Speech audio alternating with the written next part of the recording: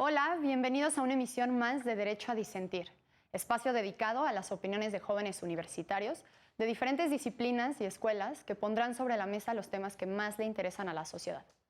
El tema de hoy es acoso escolar y para hablar de esto nos acompañan Rodrigo Valadez, de Derecho del CIDE, Sergio Treviño, de Etnohistoria de la ENA, Belia Márquez, Fernanda Murillo y Aide Gómez, de Derecho de la UNAM, Brenda Morales y Mitzi Flores, de Pedagogía de la UPN, y David Camaño, de Derecho del ITAM.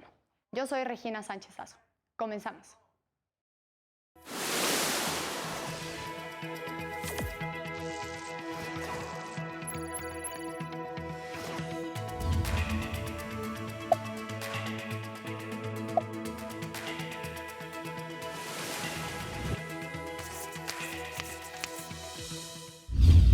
Hoy platicaremos sobre el bullying. En este caso, un niño de 7 años con déficit de atención fue víctima de acoso escolar ocasionado por su profesora y sus compañeros de clase, por lo que su mamá demandó a la escuela y a la profesora la indemnización por el daño psicológico que sufrió su hijo.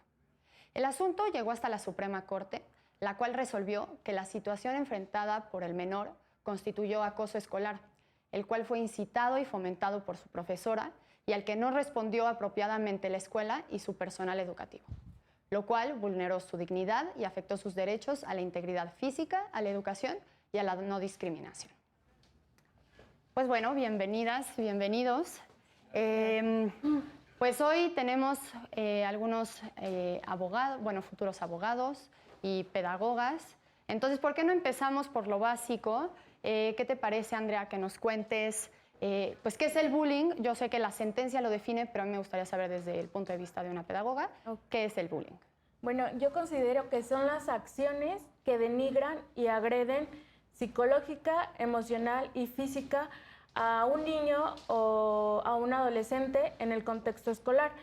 Y bueno, aquí cabe mencionar que el bullying se puede hablar entre pares solamente, o sea, de alumno a alumno. El bullying, entre pares, y el acoso sí se podría manejar entre maestro y alumno, entre directivos, personal, etcétera. Entonces es importante como marcar esa distinción. Claro. Está bueno. Ok, perfecto. Entonces, ya tomando esto en cuenta, ¿por qué no, Fernanda, nos cuentas más o menos un poquito más de qué va la sentencia? Sí. Y para ti, o sea, pues resaltando lo más importante para ti. Bueno, la sentencia se trata de una madre que demanda al instituto por daño moral.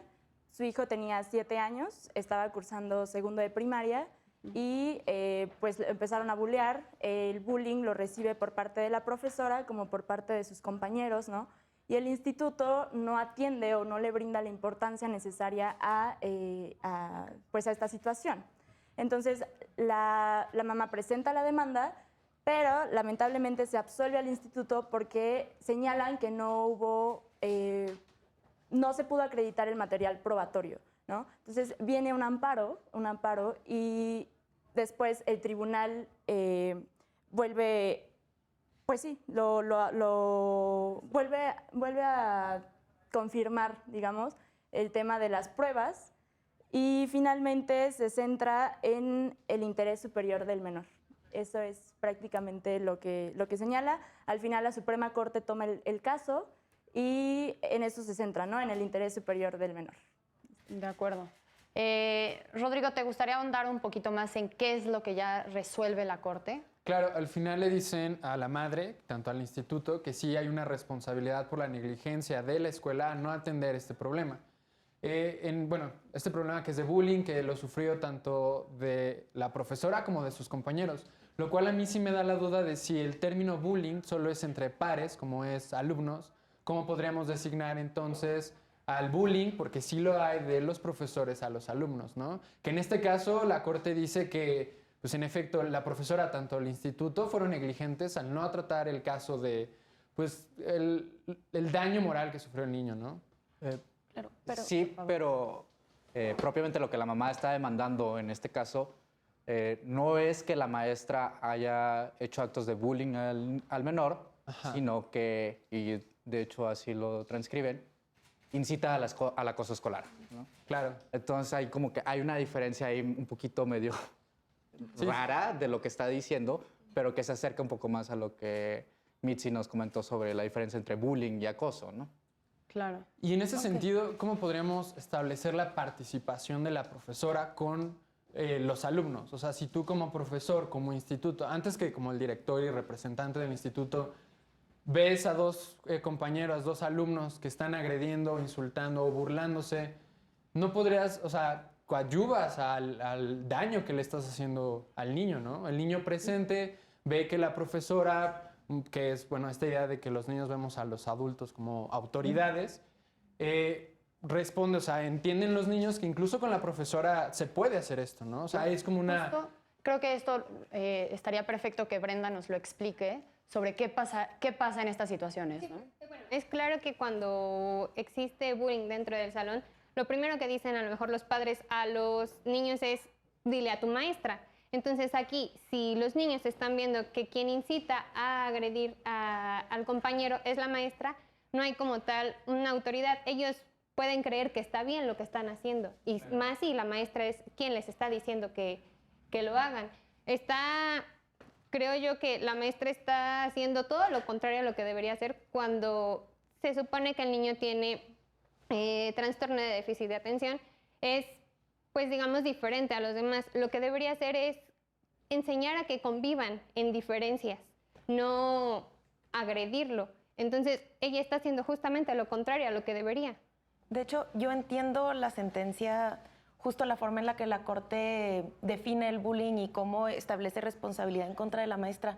Yo lo entiendo así, como que dice que aún esta instigación para que los niños también cometan bullying en contra de este otro pequeño es una forma de responsabilidad por acciones y no por negligencia, sino justamente porque lo que la maestra está llevando a cabo es en sí mismo un hecho ilícito y también configura dentro de esta definición jurídica que se hace del bullying, porque la Corte sí dice que por lo menos dentro de la definición jurídica sí se puede incluir. O sea, lo único que es necesario es que haya una situación como Reiterada. reiterada y de una persona que tenga poder sobre otra de cualquier manera. No tiene que ser solo física, sino también Sí, inclusive de hecho, psicológica. la Corte lo define como los actos o omisiones que conlleven agresiones tanto físicas, psicoemocionales, patrimoniales o sexualmente, ¿no? Exacto. Entonces, a mí me parece importante destacar esto del bullying. No siempre va a ser algo físico. Lo psicoemocional también es importante y me gustaría destacar esto porque las palabras tienen un peso, ¿no? Y las palabras pueden dañar a las personas y me parece que también hay bromas que no son bromas y esto obviamente se tiene que hacer dentro de un ámbito escolar, eso también lo define como bullying, ¿no? Precisamente creo que sería importante como contextualizar la sentencia y decir que precisamente el hecho de que la Corte posicione este tema en el debate público. Yo sé que la sentencia tiene bastante tiempo, pero creo que posicionar este tema en el espacio público es muy importante porque son conductas que tendemos a normalizar, que tendemos a invisibilizar y que una corte o sea, tan importante como la Suprema Corte se atreva a definir qué es bullying con sus ires y venires, creo que es muy importante y que tendríamos que aplaudirlo, ¿no? Claro, de hecho, yo al contrario haría una crítica, si tuviera que hacer una crítica a la definición que da la Corte, diría que no es lo suficientemente extensa. O sea, para mí el hecho de que el bullying solamente se pueda llevar a cabo en un contexto escolar y bajo la supervisión de autoridades escolares no termina de definir todo lo que podría conllevar el bullying. Ahorita en muchas partes del mundo el ciberbullying, el bullying cibernético que se lleva por correo electrónico, no sé, por Facebook, lo que sea, ahorita es lo que está sucediendo y que no se lleva a cabo bajo la supervisión de autoridades escolares, sino que se lleva más allá de la escuela. Entonces, para mí esa sería la crítica. Yo creo que justo aterrizando un poquito a lo que comentaban antes, cuando la Corte hace esto, hace un reconocimiento especial, porque si vemos todo lo que pasó durante el proceso, en la primera instancia no le creyeron al niño. La madre aportó pruebas y de hecho al juez se le olvidó que es una obligación suya, que cuando se interpone, cuando hay un menor de edad, tiene una obligación reforzada de recabar pruebas. Se le olvidó. La Corte, de hecho, en su sentencia le recuerda, le dice exactamente cuál es la jurisprudencia con la cual tiene que hacer esta acción. Y el juez de primera instancia parece como que no le da importancia, porque pareciera ser que no es, así pasa, ¿no? Eso pasa en las escuelas, como que es normal que los niños se golpeen, cuando realmente la Corte nos está diciendo, no, espera, esto es una conducta que no debe ser permitida en nuestra sociedad. Nuestra sociedad tiene que empezar a ver a los niños, no solo desde el aspecto en el que decir como son el futuro de un país, sino en el aspecto de que son personas y en sí mismas tienen claramente derechos, pero también tenemos que darles como este espacio digno para que puedan educarse. Claro, y entonces aquí surge la pregunta de por qué es grave el bullying, ¿no? O sea, ¿por qué a la Corte le interesa pronunciarse de esto? No sé, Andrea o Brenda. Me resultó muy importante que se dé a conocer como el caso, porque precisamente como en la sociedad es ya una sociedad violenta, estamos todos como muy familiarizados con ello, lo vemos hasta normal. Entonces creo yo que la institución adecuada que debe tomar acciones para erradicarlo es justamente la escuela, y que es a veces en donde más se presenta el bullying, el acoso, y creo que es menester, digamos, que las autoridades, los directivos de las escuelas y tanto como los maestros se estudien un poco más respecto a de educación pacífica, digamos, o cómo llevar acciones dentro del salón para que los alumnos se hablen a lo mejor con mayor respeto, que sepan respetar que tu compañero es diferente, que no haya que sus opiniones sean distintas. ¿Y hasta dónde puede llegar el bullying, Andrea? O sea, ¿por qué es algo que nos debe de escandalizar? O bueno, No. los dos, no sé. Empecemos. Pues bueno, estoy de acuerdo con mi compañera. Estamos acostumbrados como a verlo de manera normal, y no, pero en realidad también debemos reflexionar, porque la escuela es un espejo de lo que está pasando en la sociedad. Entonces ahí está recayendo todo. Y bueno, de las consecuencias, si nos vamos a un primer momento, pues pueden ser consecuencias en un bajo rendimiento escolar, ¿no? El niño pues ya no puede mostrar interés al tomar la clase, y si nos vamos al otro extremo, ya incluso puede llegar al suicidio. De acuerdo. Y Sergio, ¿ibas a decir algo? Sí, como que esto lo tomo como de años posteriores de lo que la Suprema Corte ha resuelto, y es, aunque en este caso no afirma que se trate de un caso de discapacidad, es un caso en el que podría resolverse también desde una perspectiva de personas con discapacidad, ¿no? Como que lo pongo ahí para decir que en las resoluciones posteriores de la Suprema Corte en relación a la discapacidad y a la educación ha tenido un argumento muy interesante que también lo dice aquí sobre cómo los centros educativos tienen un papel muy importante respecto a la formación de la sociedad.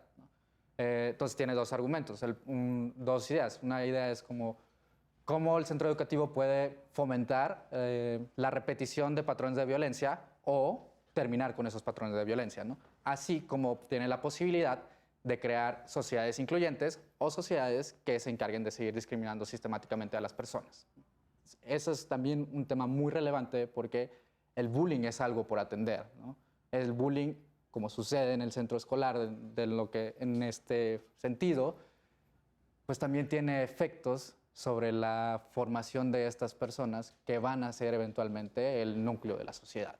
Sí, de acuerdo. Y justo hace poquito el Centro de Estudios para el Logro de la Igualdad de Género de la Cámara de Diputados publicó que 7 de cada 10 niñas y niños sufren todos los días algún tipo de bullying o incluso de ciberbullying, ¿no? Aquí ya esta definición como que la amplía un poquito más, pero sí, o sea, es como decía, ¿no? O sea, es un factor o un fenómeno que pasa de manera cotidiana, que está de alguna forma normalizada, y ya se empieza a hablar de eso y de cómo, pues incluso ya hay guías en contra del acoso escolar y del bullying, y pues ya la Suprema Corte se ha pronunciado al respecto, porque como dicen, pues las consecuencias pueden llegar muy lejos. Sí, y justo sobre este tema, sobre la información, creo que lo que la Corte hace también es decir, a ver, no es que no haya información al respecto. El bullying es un fenómeno muy estudiado. De hecho, durante su desarrollo hace un desarrollo amplio sobre qué es el fenómeno del bullying, ¿no? E incluso nos llega a decir que hay demasiadas posturas al respecto, pero lo que nos dice es como está en esta labor informativa del derecho, ¿no? Hacia la sociedad, en la cual nos está diciendo, no es que no esté pasando, no es que no lo estemos estudiando, es que no le estamos prestando la atención, porque, por ejemplo, incluso citan encuestas también que se hacen sobre bullying y nos dicen, por ejemplo, que el 12% de los niños habían sido golpeados, ¿no? Entonces, creo que ya existían para el momento de esta sentencia este tipo de información, solo que como ya lo hemos normalizado que la violencia entre niños está bien, no nos percatamos que realmente les estamos haciendo un daño. Ni siquiera les preguntamos, porque algo que era bastante evidente dentro de la sentencia era que el niño, bueno, esta persona menor de edad tenía terrores nocturnos, ¿no? Le costó mucho después integrarse a la escuela, ya no regresó porque en las evaluaciones psicológicas decían, es que tiene miedo a que lo de afuera le haga daño. Si todas estas cosas las vemos en este caso que es tan evidente, no quiero saber qué es lo que hay allá afuera, ¿no? En un caso en el que no está tan cuidada la situación de los estudios psicológicos. Y tomando en cuenta eso, como, bueno, tú querías hablar un poco también de las pruebas, pero no sé si Brenda o Andrea sepan un poco más de qué tipo de pruebas se les pueden hacer a los niños para saber si han sufrido bullying o no, o es un tema más de psicólogos. Pues regularmente el comportamiento de los niños cambia. Siempre empiezan con que ya no quieren ir a la escuela y muchas veces no dicen la razón del por qué. Porque, bueno, vaya, en la escuela amenazan, ¿no? Con que si le dices a tu mamá, si le dices a tu papá. Entonces, creo que ahí también es como una tarea muy importante por parte de los padres de familia el estar atentos a los cambios de comportamiento de los hijos, para que en el momento en el que noten algo diferente, el niño tenga la confianza de hablar con ellos y decirlo. De acuerdo. Sí, Andrea. Bueno, cito esta parte porque se supone que la educación debe incluir, ¿no? Debe ser inclusiva. Entonces, cuando los profesores deben tener como esta habilidad, no de detectar, porque detectar el TDAH lo hace un psicólogo, un neurólogo o un psiquiatra. Entonces, como tal, el maestro no tiene esa obligación, pero sí detectar ciertas conductas que hoy están raras, ¿no? Y posteriormente canalizar a estos centros donde pueden detectar el TDAH. Y pues en esta parte la maestra no lo hizo así, o sea, en vez de canalizarlo y esta parte, pues no, lo que hizo fue incitar a los demás al bullying y a la violencia. Entonces, pues sí, yo creo que es importante saber si los maestros están capacitados para checar este tipo de conductas. Sí, totalmente de acuerdo. Fernanda, ¿te gustaría agregar algo sobre si estás de acuerdo con la sentencia o no? Pues nada más me gustaría destacar un poquito de lo que dijo la sala y que coincido un poquito. La sala señala que tanto las instituciones públicas como las instituciones privadas deben siempre atender al interés superior del menor, siempre que presten un servicio educativo o que desarrollen actividades con menores, ¿no? Eso me parece muy importante, sobre todo porque pone a las dos instituciones, ¿no? Las privadas no se salvan de esto, o sea, ambas tienen que tutelar siempre al interés superior del menor. De acuerdo. Bueno, ¿qué les parece que nos vayamos a un corte muy rápido y regresando les hago unas preguntas más como personales a ver cuál es su opinión? En unos minutos más estamos de vuelta aquí en Derecho a Disentir.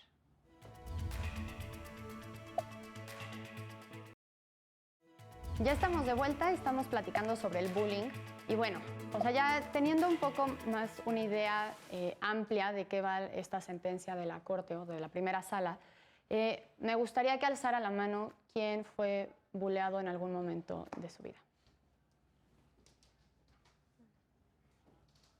Ok, bueno, aquí hay una mayoría, no todos, está bien, pero a mí, o sea, pues sí, al final lo vemos, yo también fui bulleada alguna vez, y bueno, es algo que viene desde siempre, ¿no? O sea, más o menos ya lo habíamos comentado.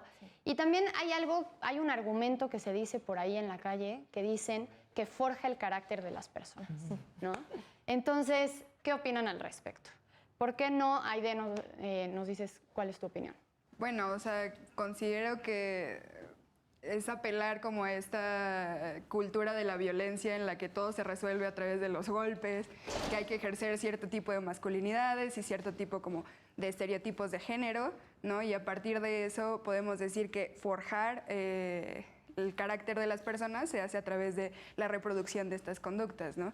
Sin embargo, creo que precisamente por eso es muy importante la sentencia, porque no solo se trata de cuestionar como la reproducción de estas conductas a nivel de pues, los niños, sino que es una conducta sistemática, ¿no? Que reproducimos, normalizamos y que los centros educativos incluso instan a los demás a hacer ese tipo de conductas, ¿no?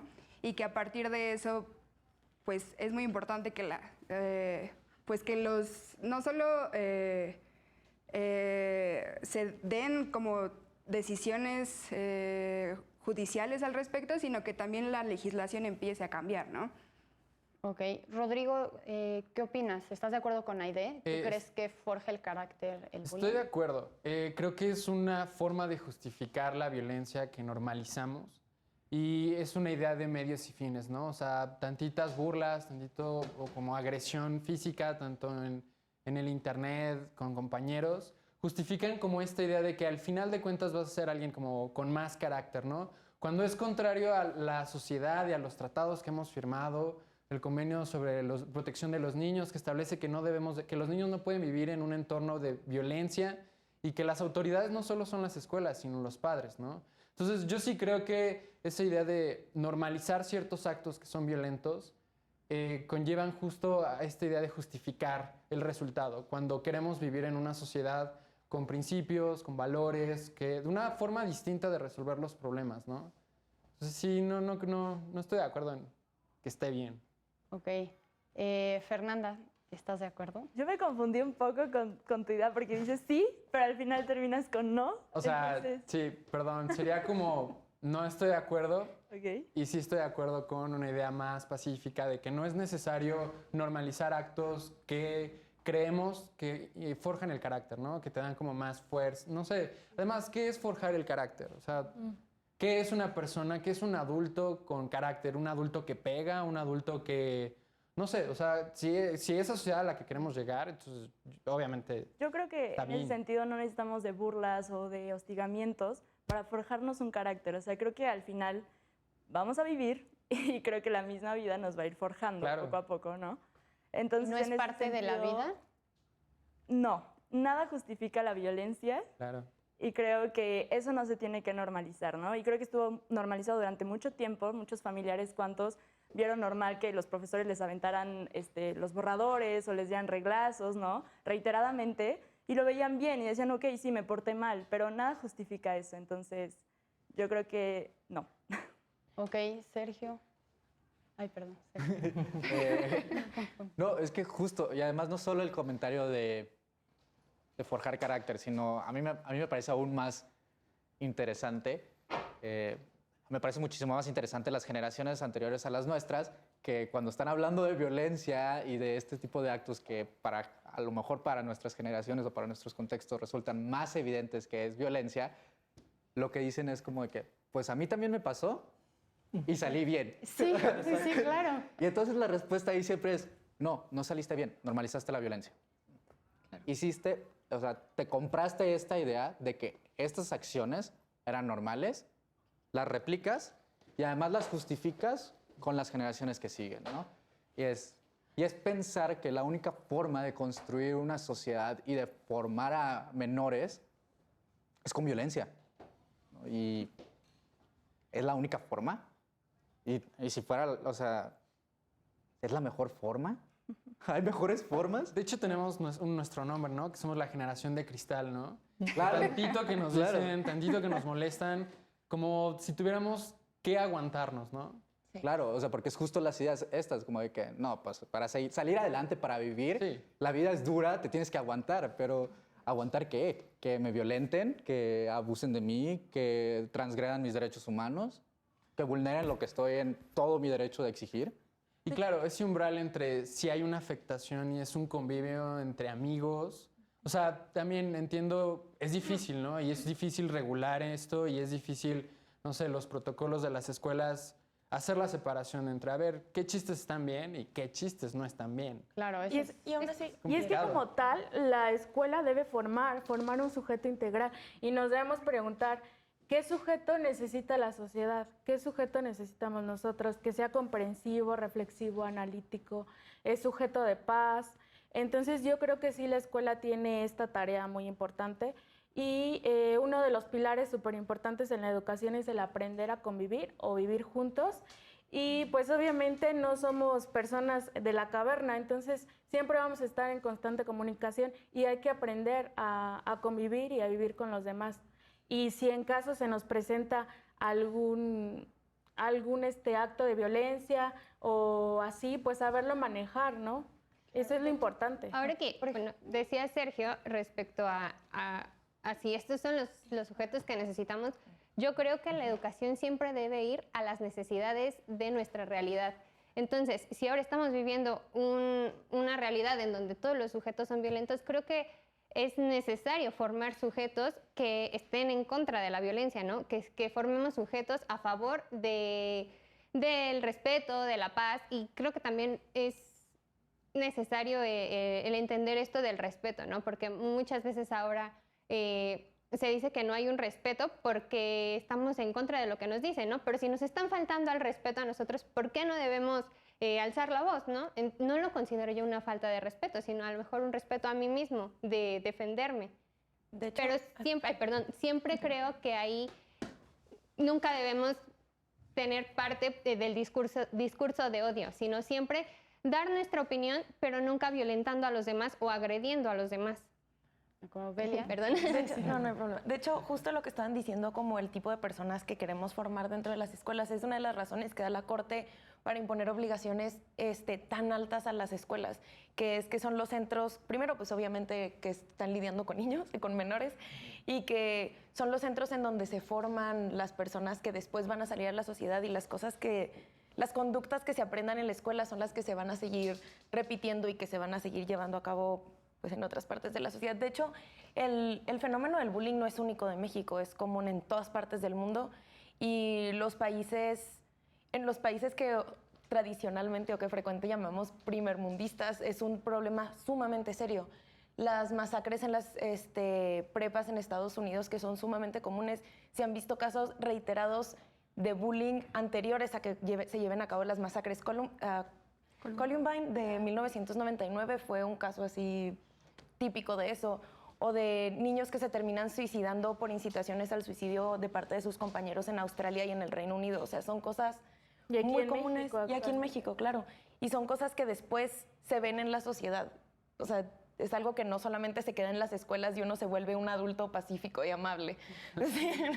Andrea. Ajá, yo creo algo importante, no quiero satanizar tampoco la escuela y los docentes. También una función importante y se debe trabajar en equipos es la familia, porque desde ahí empieza la educación, desde la familia. Entonces, yo creo que si la institución y los docentes, los menores al estar en una institución, pues deben de protegerlos, ¿no? Al estar adentro de una institución y que sean menores de edad, la educación y la institución debe proteger a los menores. Pero sí, tampoco toda la culpa es de la escuela y de los docentes, sino también ahí influye mucho la familia. Claro, ese punto que tocas es muy importante y justo lo que decías, Belia, ¿no? Como los casos en concreto que ya hemos escuchado en las noticias de chavitos que salen con pistolas y que de alguna forma vemos que son pues probablemente niños desatendidos en la casa, pero que también son buleados y que no se identifica por parte de las escuelas y pues no se hace nada al respecto y luego acaban siendo, pues, ocasionando estas conductas que llegan al límite, ¿no? Pero hablando desde el punto de vista como jurídico y del derecho, las escuelas sí tienen una responsabilidad civil muy importante de evitar estos casos. O sea, este caso de negligencia es perfecto para verlo y esto existe igual en todas partes del mundo donde las escuelas tienen una responsabilidad civil subjetiva de identificar estos casos y de inmediatamente atenderlos y atenderlos de forma correcta y efectiva y rápida. Y además, en esta sentencia en particular, el argumento central está en que el interés superior del menor en relación con el derecho a la educación exige una protección reforzada de los centros educativos, ¿no? O sea, y es por la importancia de los niños, las niñas y los adolescentes, ¿no? Y justo va la pregunta que está saliendo ahorita aquí, es como ¿qué sujeto se está formando, ¿no? Y esa pregunta se me hace muy interesante porque, retomando un poco lo que dijo Aide hace rato, ahorita está un tema aquí como de un menor de edad en un centro educativo que podría o no encuadrarse en temas de discapacidad, pero si lo pensáramos en otro sentido y no fuera un niño, sino fuera una niña, entonces también tendríamos que pensar como que qué clase de hombres, qué clase de masculinidades estamos formando, ¿no? Estamos creando. Sí, es muy importante lo que acabas de decir, David. Sí, justo a mí como oyendo toda esta conversación, me resulta preocupante cómo es que esta sentencia llegó, bueno, este caso llegó hasta la Suprema Corte.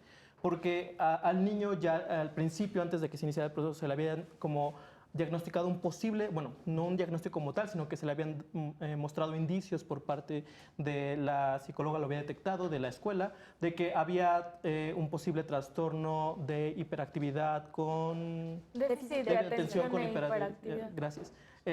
Entonces, el punto es que justo durante toda la secuela procesal se fueron haciendo este tipo de pruebas. Se fueron haciendo pruebas psicológicas, se fueron haciendo incluso hasta test sociológicos, y todas estas 4 o 5 pruebas que estuvieron durante toda la secuela procesal alcanzaron para decirle a la Corte y a la sentencia y al público en general que en este caso particular sí ha habido bullying, ¿no? El problema es como, ¿cuánta gente afuera tiene todo este acceso a todas estas pruebas psicológicas? ¿Que no la salud mental es cara en este país? ¿La atención psicológica es cara? Entonces, ¿cómo una persona en la calle, como una mamá preocupada o un papá preocupado por su hijo, puede llegar con un juez a decirle, oye, es que en mi escuela están bulleando a mi hijo? ¿Qué es lo que le tiene que llevar para probar, ¿no? Me preocupa que el estándar sea tan difícil probatoriamente y tan laxo como para un problema que es realmente preocupante en una escuela, ¿no? Más bien no hay un estándar definido, ¿no? Exacto. Está como Ese es el ahí se va. No, sí. Y hacia eso le sumas el hecho de que este procedimiento para que llegara a la Corte pasó por 2 juicios ordinarios, 2 apelaciones y después el amparo directo y la 5 facultad años. de atracción. Te llevaste por lo menos 5 años. ¿Qué familia en México puede aguantar 5 años en un proceso porque no es que la mamá haya presentado por sí misma el escrito? Claramente tiene que pagarle un abogado, y un abogado que pueda ayudarle a llevar hasta la Corte. Eso es carísimo. En este país creo que no estamos tomando una prioridad en la salud en general y mucho menos en la salud mental para estos niños. Y igual, las obligaciones específicas que existen para las escuelas para prevenir y para tratar casos de bullying no están bien definidas aquí en México. O sea, tú no vas a llegar a una escuela cualquiera, la que quieras, la de la esquina, y decirle, oiga, ¿cuáles son sus lineamientos para tratar con casos de bullying? ¿Cuántas creen que van a tener unos lineamientos realmente bien hechos y con estándares internacionales? Es más, con estándares nacionales, si quieren. Y eso si hablamos de escuelas, o sea, si nos vamos como una universidad, ¿cuántas escuelas tienen protocolos para atender la salud mental de sus alumnos? ¿Cuántas escuelas tienen protocolos para atender como los derechos humanos como posibles casos de agresiones sexuales? Difícilmente estamos teniendo esta conversación. O sea, no es satanizar para nada al sector público ni a los maestros, porque claramente están haciendo una labor, sino que hay una discusión pendiente como sociedad en la cual tenemos que enfocarnos más en nuestras escuelas, porque más allá de que sea un derecho o de que como sociedad queramos la educación, se están formando ciudadanos. El Estado debe tener un compromiso real. Los próximos votantes se están formando ahí, y ¿qué está pasando? Que esos próximos votantes se están quedando con un montón de perjuicios psicológicos que no sabemos cómo los están atendiendo. Literal, no sabemos. Y estas son obligaciones que existen para el Estado mexicano. Exacto. O sea, el Comité de las Naciones Unidas para los Derechos de los Niños ha establecido en múltiples ocasiones que las escuelas tienen la obligación de tomar medidas para prevenir el bullying y para hacer algo para evitarlo.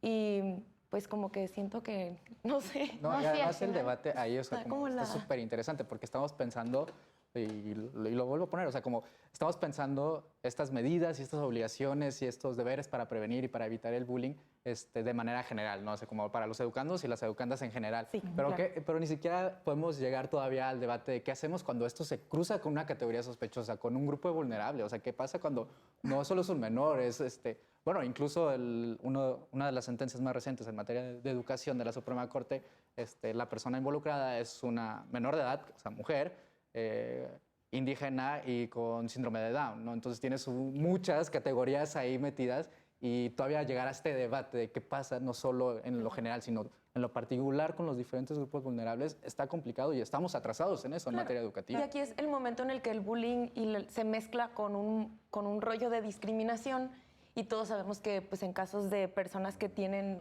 o sea, que son parte de las categorías sospechosas, siempre hay muchas más posibilidades de que haya discriminación y en estos casos bullying, ¿sabes? Sí. Y el bullying por discriminación es otro rollo también. ¿Qué era lo que pasaba? O sea, porque parece ser que, por ejemplo, en todas las instancias en las que recorrió la madre, no le hacían caso porque claramente eran claro, y no sé si ustedes nos puedan ayudar, porque decían, el niño presenta ansiedad, depresión, muchos problemas, y decían, y aparte, este trastorno de déficit de atención, ¿no? Con hiperactividad. Entonces, el juez, porque eso parece indicarnos, leía que la consecuencia del trastorno por déficit de atención era que tuviera ansiedad y depresión, cuando en ningún momento los especialistas nos decían eso. Y por eso le negaban claramente la protección constitucional, porque claramente nuestros jueces tampoco están preparados para atender este tipo de casos. No sé si eso es fácil reconocerlo dentro del mundo pedagógico, ¿no? Como que es diferente la depresión en un niño a la hiperactividad. Yo creo que sí, ¿no? Pues es que, bueno, como tal, un docente a lo mejor no tiene la capacidad para detectarlo.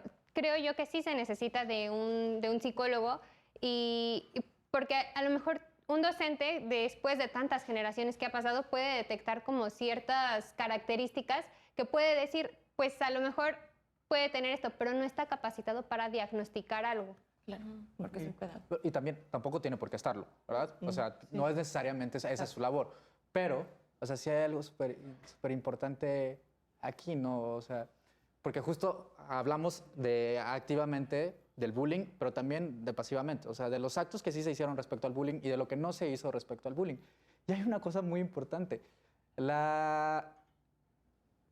Años después, la Corte sí llegó a decir que las escuelas también tienen obligaciones de capacitar a sus profesores para algunas cosas, ¿no? Y aquí también es lo mismo, o sea, quizá el profesor no está obligado a diagnosticar porque no es su área de especialidad, pero a lo mejor sí podría ser que la escuela tenga una obligación de capacitar a su profesor para, no sé, si ya sabe que hay un alumno con TDAH, que pueda trabajar con el TDAH. Exacto, para saber cómo trabajar con él. Para eso yo creo que sí deben de estar capacitados, para no sé, hay ya muchos niños que la hora que las escuelas deben ser inclusivas, no pueden decir, pues sí, que sean inclusivas, pero si el docente no sabe qué hacer, creo que en vez de ayudar, va a perjudicar. Entonces sí deben estar capacitados para saber cómo trabajar con cada tipo de niño. Y esto es igual una medida de acceso para personas con o sea, con discapacidad, pues, porque igual podemos entrar al derecho a una educación inclusiva y pues ese es el tema. Y ajustes razonables. Rodrigo, ibas a decir algo hace rato. Claro, sí, justo en esa línea de si los profesores deberían de estar capacitados. Entiendo que no están preparados para detectar, pero sí creo que deberían de tener como un rango de la educación de un niño normalizada, ¿no? Para poder diferenciar entre este niño sufre estrés porque la escuela ocasiona estrés, por la propia escuela o por la convivencia con sus alumnos, ¿no? Y en ese sentido es quién revisa, justo como decías, quién revisa los protocolos de cómo atendemos el bullying en las escuelas, ¿no? En todas las escuelas en México, tanto públicas como privadas. Y de ahí que tanto el director, tienen que entregar como criterios de cómo van avanzando. ¿Quién revisa estos criterios, no? ¿Cómo los hacen? ¿Con quiénes los hacen? ¿Con quiénes se acercan a hacerlos? Entonces, yo creo que sí falta mucho en materia de revisar, de hacer. ¿Cómo estamos lidiando con el bullying? Claro, sin duda la cultura de la salud mental apenas empezamos a notar un poco de más información, de que se hable más, de que se comunique, y justo va de la mano con la creación de estos protocolos y de pues estandarizar las escuelas para que pues evitar que se promuevan algunos actos de violencia, ¿no? Ya se nos acabó el tiempo del segundo bloque. Ahorita, en un ratito, ya regresamos y seguimos platicando. Estamos de vuelta en unos minutos más. No se despeguen.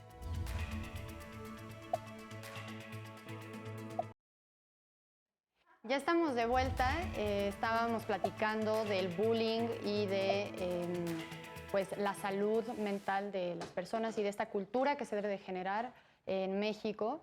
Y bueno, Sergio, ¿te gustaría platicarnos qué ibas a decir antes del corte?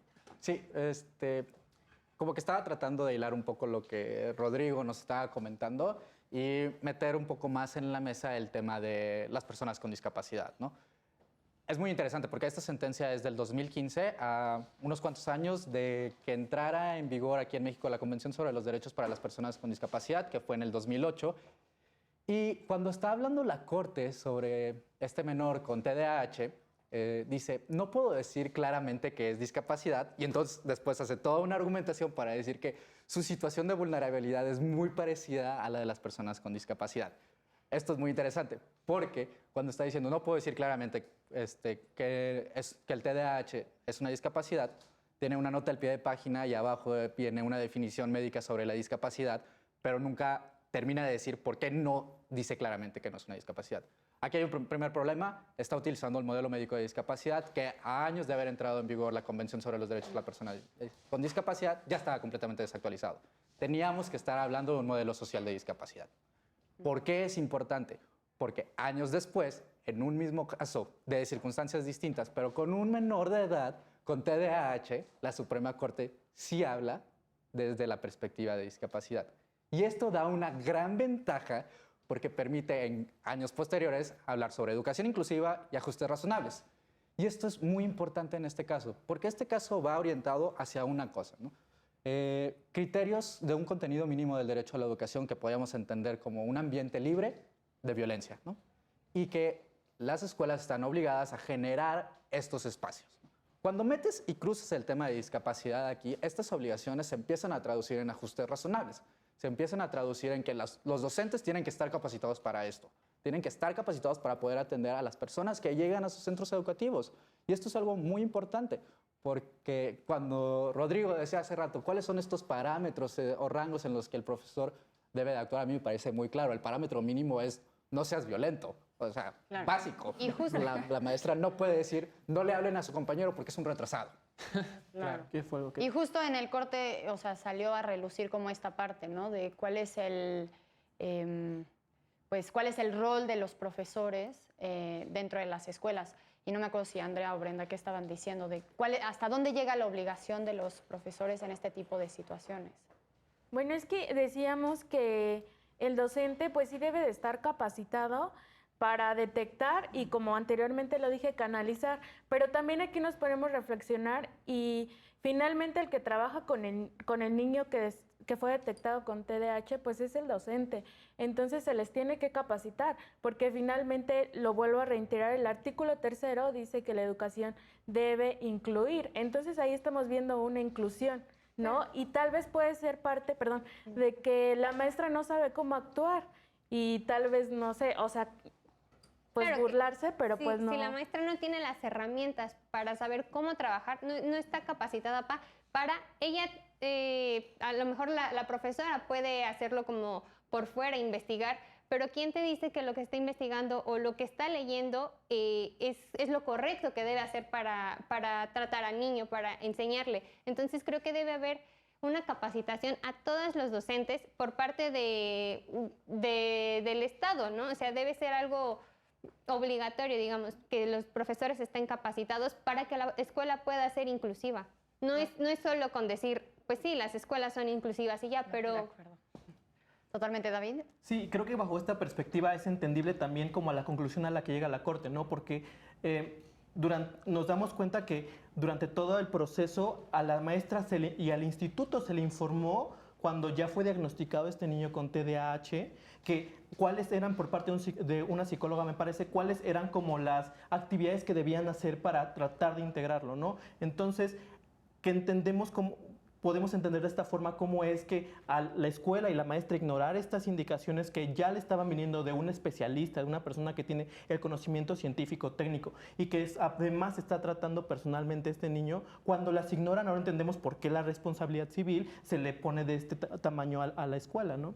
Claro, bueno, y si, no sé si alguien más Es que a mí me gustaría tocar un poco el tema de Yo responsabilidad. quiero decir algo al respecto de eso. Vas. O sea, porque justo estas indicaciones que estas recomendaciones que da la psicóloga para poder tratar en el centro educativo con este menor de edad, con TDAH, son incluso muy sencillas, como de háblale directamente a los ojos y asegúrate de que te esté poniendo atención, ¿no? Y a lo mejor no, en alguna mente de algunos profesores no es como el promedio o la cosa que deberían de hacer, pero otra vez, cruzándolo con un tema de discapacidad, cruzándolo con derechos de personas con discapacidad, eso sencillamente pudo haber sido un ajuste razonable. Y al haber sido considerado como un ajuste razonable en materia educativa, era indubitablemente una obligación educativa, como contenido mínimo del derecho a la educación. Porque no solo se trata de que haya escuelas, de que podamos entrar a las escuelas, sino de que nos puedan garantizar las circunstancias necesarias para que permanezcamos en la escuela. Claro. De acuerdo. Sí. Oye, ¿y por qué no, ya que estamos en el tercer bloque, también, pues, si vamos un poco a las conclusiones, cada uno que pues, nos platique con qué se queda de esta discusión y pues qué queda pendiente, ¿no? O sea, también se vale. Fernanda, ¿te gustaría empezar? Pues nada, yo creo que siempre los niños deben ir y sentirse de manera cómoda y libre en sus instituciones escolares, ¿no? Y los institutos deben ser espacios libres de violencia, libres de hostigamiento o acoso escolar, y también poner sobre la mesa la salud mental, ¿no? O sea, apostarle muchísimo a este tema y también en la prevención y acompañamiento en cuanto al acoso escolar. Y creo que esa sería mi conclusión. De acuerdo. Aide. Creo que esta sentencia es sumamente paradigmática en el sentido de que resuelve tres cosas así fundamentales, ¿no? Que es qué se puede entender por bullying, una. Dos, si las escuelas privadas tienen o no responsabilidad y en qué medida lo tienen, como decía Fernanda, que es a través del interés superior del menor y lo que ya se hablaba que utilizan, que son más bien que fungen como autoridades en estos términos. Y la tercera, que es lo del test de responsabilidad y cómo tenemos que utilizarlo frente a casos donde se involucran derechos de los niños, niñas y adolescentes, ¿no? Y en ese sentido me parece muy importante porque antes de la sentencia había muy poca legislación al respecto. No había ningún tipo de vinculación ni de obligaciones claras respecto de los centros educativos y de qué manera tienen que educar a los menores y de qué manera tienen que capacitar a su personal académico, ¿no? Y a través de esto yo sé que tiene como muchísimas deficiencias respecto de las personas con discapacidad, de que tenemos que entender por esto del ciberbullying y que tendríamos que volver a tener estas discusiones al interior de la Corte, pero me parece como muy razonable que se haya llegado a estas conclusiones, ¿no? Buenísimo. Rodrigo. Claro, yo considero que, bueno, tenemos a la escuela como esta segunda casa y es donde se corrige la educación que recibimos en casa, ¿no? O sea, podemos en casa ver cierta violencia normalizada que en la escuela es el mejor lugar para detectar y, como estábamos diciendo, generar individuos, qué clase de individuos queremos generar, ¿no? Individuos que puedan convivir en paz, dialogar. Y yo creo que esta sentencia da pauta a cómo empezamos a generar esa sociedad a partir de los niños. Cómo el interés del menor se desarrolla con otros derechos como el derecho a la educación, derecho a la familia. Y bueno, yo me quedo con eso, que empieza a cuestionar un poco la educación que tuvieron nuestros padres, que ha generado un mundo que no es del todo pacífico y que queremos decir que pues, no vamos para allá, ¿no? Buenísimo. Brenda. Pues sí, yo tomando lo que dice él, justamente revisar la manera en que se educaba antes y checar qué es lo que nos sirve y lo que no nos sirve. Y de lo que no nos sirve, generar nuevas maneras de educar y sobre todo el concientizarnos. Primero a uno mismo, a lo mejor como docente, que no podemos predicar sin el ejemplo, ¿no? Entonces, primero hacernos conscientes a nosotros de nuestros actos, a lo mejor violentos o no violentos que estamos teniendo y erradicarlos. Actuar siempre a favor de la paz, de no estar violentando al prójimo. De acuerdo. Andrea. Bueno, yo creo que la educación y el Estado debe generar estos espacios en donde el niño se pueda desarrollar en todos los aspectos, que sea un sujeto verdaderamente integral y creo que se deben de revisar qué se está haciendo para erradicar y prevenir el bullying y ver qué resultados están habiendo y también apostarle a generar pues talleres, no sé, también con los padres para que pues se vea una disminución o, pues sí, ver qué se está haciendo y generar. Sí, claro, tener políticas públicas integrales y que sean evaluadas para ver cómo se pueden mejorar.